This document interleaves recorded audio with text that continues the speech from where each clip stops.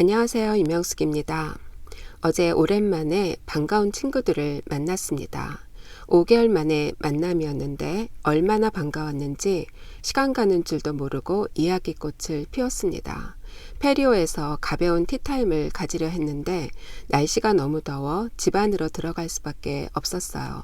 다들 조심스럽게 마스크와 페이스 쉴드까지 하고 집주인이 정성스레 준비한 다과를 즐겼습니다. 정말 사람은 사회적 동물인가 봅니다. SNS를 통해서 웬만한 소식들은 주고받을 수 있었지만 직접 대면하면서 미주알 고주알 소소한 삶을 나눈다는 게 얼마나 소중한 일인지, 코로나 이후 많은 부분 언택트의 삶으로 전환되었고 앞으로 더 그런 방향으로 나아갈 거라 하지만 사람과의 대면을 통해 이루어지는 관계 형성을 어떻게 뛰어넘을 수 있을지 생각을 해 보았습니다. 오늘 소개해드릴 묵상 에세이는 장경문 장로의 111 전도라는 책입니다. 저자 장경문 장로는 1년 365일 매일 어떻게 전도를 할까, 또 어떻게 하면 전도의 선입견을 깨트릴 수 있을지를 고민하고 기도한다고 합니다. 그가 이렇게 전도에 전념할 수 있었던 것은 어릴 적부터 전도하시는 부모님의 영향과 성령님이 함께 하셨기 때문에 그리 어렵지 않았다고 이야기합니다. 그의 이야기를 들어보겠습니다. 나는 111 사역자다. 하루에 1명 이상에게 유일하신 예수님을 전하는 내과 의사다. 항생제를 먹고 밤중에 가슴 통증으로 내원한 여자분에게 내시경을 해보니 식도에 심한 궤양이 있었다. 약물 치료 후 함께 통증이 없어지길 기도하며 인간의 한계와 의사의 한계, 그리고 살아계신 하나님에 대한 이야기를 간단히 한 후 교회에 나가기를 권유했다. 과음으로 위나 간이 나빠진 사람에게는 이렇게 이야기한다. 아이들이 어떤 장난감을 갖고 놀다가 새로 선물 받은 장난감이 마음에 들면 지금까지 그렇게 아끼던 장난감은 버려두고 새 장난감만 갖고 노는 것 아시죠?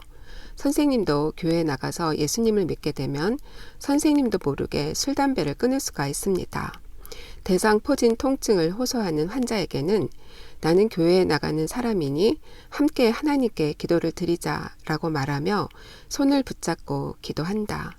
만나는 모든 환자의 상황이 복음의 접촉점이 된다. 전도는 하나님이 가장 기뻐하시는 일이고 예수님이 이 땅에 오신 이유며 우리를 부르시고 양육하신 목적이다.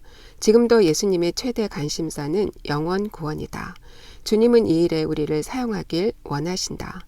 나는 복음을 전하며 성령 하나님이 내 안에서 기뻐하시는 것을 날마다 경험한다.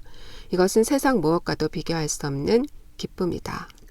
하루에 1명 이상에게 유일하신 예수님, 즉 최고의 선물을 선사하면서 최고의 기쁨을 누리는 저자의 모습 상상이 되시나요? 오늘 여러분들과 함께 나눌 묵상 제목은 은혜로 부르신 사명, 복음 전파입니다. 바울은 스데반 사건 이후 혈기가 등등해서 예수 믿는 자들을 색출해내기 위해 공문서를 들고 다메섹 도상으로 올라가던 중에 부활하신 예수님을 만났어요. 사울아 사울아 내가 어찌하여 나를 핍박하느냐. 나는 내가 박해하는 예수다. 나의 이름을 이방인과 임금들과 이스라엘 자손들에게 전하기 위해 너를 택하였다. 그 이후 바울은 복음 전파를 위해 온 몸을 불사릅니다. 그 결과 예루살렘에서부터 일루리곤까지 그리스도의 복음을 편만하게 전했음을 지금 로마의 그리스도인들에게 편지로 쓰는 겁니다. 복음이 전해지지 않는 곳에 가서 그리스도의 복음을 전한 거죠. 이 은혜는 곧 나로 이방인을 위하여 그리스도 예수의 일꾼이 되어 하나님 복음의 제사장 직분을 하게 하사 이방인을 제물로 드리는 것이 성령 안에서 거룩하게 되어 받으실 만하게 하려 하심이라. 바울은 복음 사역을 감당함으로 자신의 제사장 직분을 수행한 거죠. 어제도 대화 가운데 어떻게 하면 바쁜 일상 가운데 하나님께 영광 돌리는 삶을 살 수 있을까를 잠시 나누었습니다. 마태복음 마지막 부분에 보면 예수님이 우리에게 주신 말씀이 있습니다.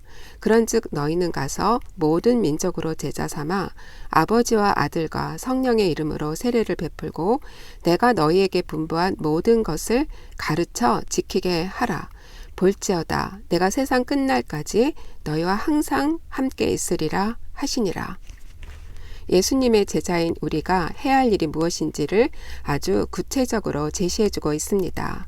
묵상 에세이의 저자가 내과 의사로 일하면서 자신의 환자 한 사람 한 사람을 전도 대상자로 삼아 하루에 한 명 이상에게 유일하신 예수님을 전한 것처럼 나의 일상에서 만날 수 있는 한 사람에게 나를 구원해 주신 주님을 소개함으로 그 영혼이 소성될 수만 있다면 그보다 기쁜 일은 없겠죠.